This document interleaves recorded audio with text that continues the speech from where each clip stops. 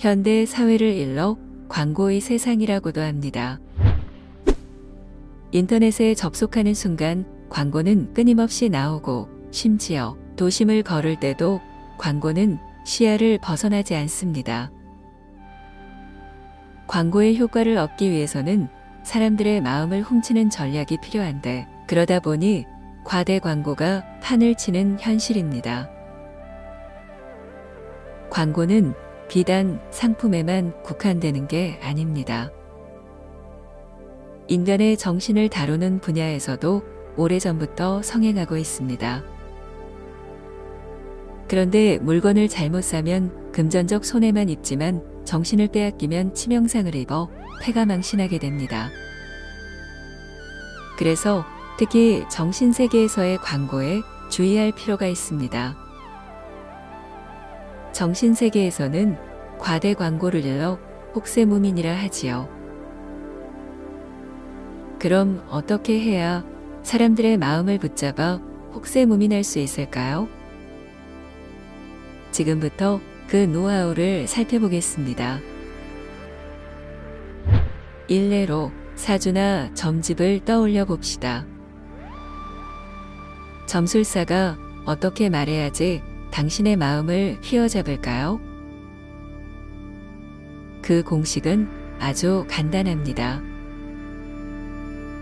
당신은 타고나긴 출중하지만 운수가 그만큼 따라주지 않는다. 그리고 타고난 재능만큼의 노력을 하지 않는다. 점술사가 이런 패턴으로 말하면 대부분 마음을 열게 됩니다. 왜냐하면 나란 존재에 대해 특별하게 대우해 주었기 때문입니다. 현재의 모습은 별 볼 일 없어도 잠재적 가치가 뛰어나기 때문입니다. 이것이 바로 아상을 부추겨 신용을 얻는 공통적인 점술의 패턴입니다.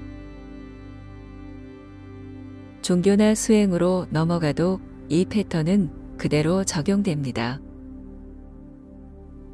유일신 종교에서는 나를 구원받은 존재로 추켜 세웁니다. 그리고 온갖 수행 단체에서는 나를 불성을 지닌 우주적 존재로 한껏 올립니다. 힌두교에서 나를 참나로 놓고 그 참나를 다시 브라만에 연결한 것도 이런 사례입니다.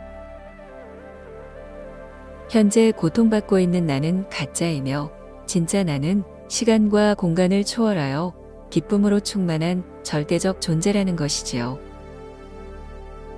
이런 말을 좋아하지 않을 사람이 과연 몇이나 있을까요? 사람들은 비전을 따르게 됩니다. 그래서 수행 중에 카타르시스를 조금만 느껴도 그것을 참나의 발견이라며 감동합니다.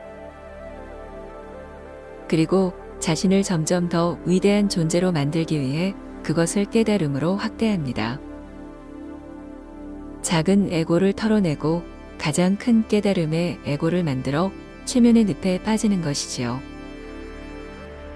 결국 자신도 모르는 사이에 참나라는 우상을 숭배하는 광신도가 되고 맙니다. 이런 이유로 힌두교의 참나 수행에 너무 빠지면 소위 말하는 아수라 백작이 되고 맙니다. 한쪽의 얼굴엔 환희가 가득 차고 다른 한쪽의 얼굴엔 교만함이 넘쳐나는 것이지요. 그 양쪽 얼굴이 합해져 두 눈엔 신기가 번득거리게 됩니다. 무언가에 도취되어 마치 뽕 맞은 것 같은 낯빛을 띠게 되는 것입니다. 실례를 하나 들어볼까요? 참나 열풍의 원조는 역시 오쇼 라즈니시입니다. 그런데 그를 추종하던 수천 명의 사람들이 어떤 행태를 보였나요? 그들은 총기로 완전 무장을 하였고 적대시하는 마을 주민들에게 독극물 테러와 방화, 살인 등을 저질렀습니다. 심지어 미국의 연방 검사를 살해하려 시도하였고 그 외에도 셀 수 없이 많은 범법 행위를 저질렀습니다. 그들은 참나의 환각에 빠져 사랑과 환희를 낯빛에 담았지만 다른 이면은 증오와 분노를 숨기지 못했던 것입니다. 아무튼 사람들을 모아 혹세무민하는 것은 아주 쉽습니다. 그들이 가장 원하는 것을 먹잇감으로 던져주면 되니 말입니다. 깨어나라. 그러면 당신이 곧 하나님이며 붙다이다. 에고를 버려라. 그러면 숨겨진 참나가 드러나며 절대적 존재가 될 것이다. 결국 불성, 본성, 참나 같은 미끼를 던지면 사람들은 그것에 열광하며 덥석 물게 됩니다. 그리고 후속타인 관념 타파를 던져 미끼를 놓지 못하게끔 이성을 마비시킵니다. 논리적 사고를 못하게 계속해서 최면을 거는 것이지요. 이렇게 해서 결국 뽕 맞은 것처럼 도취된 얼굴을 지닌 수행자들이 대거 쏟아져 나오게 됩니다. 인간의 역사는 생각보다 단순합니다. 머리 좋은 사람이 머리 나쁜 사람을 지배하는 구조로 이루어졌으니까요. 정치의 역사는 그것이 명확하지만 종교나 수행의 역사는 매우 교묘해서 그 진실이 감춰져 있습니다. 지금 이 순간에도 종교와 수행의 비전을 제시하며 당신의 이성을 마비시키려는 낚시바늘이 도처에 도사리고 있습니다. 이런 종교와 수행의 혹세무민을 원천적으로 막은 것이 불교입니다. 세존이 무아론을 기치로 들면 더 이상 사람들을 홀릴 방법이 없게 됩니다. 나가 있어야 정신을 낚을 텐데 나라고 할 것이 없는데 어떻게 그것이 가능하겠습니까? 그리고 무아가 되면 어쩔 수 없이 나가 잘 되는 방향에서 나와 존재를 알려는 방향으로 전환될 수밖에 없습니다.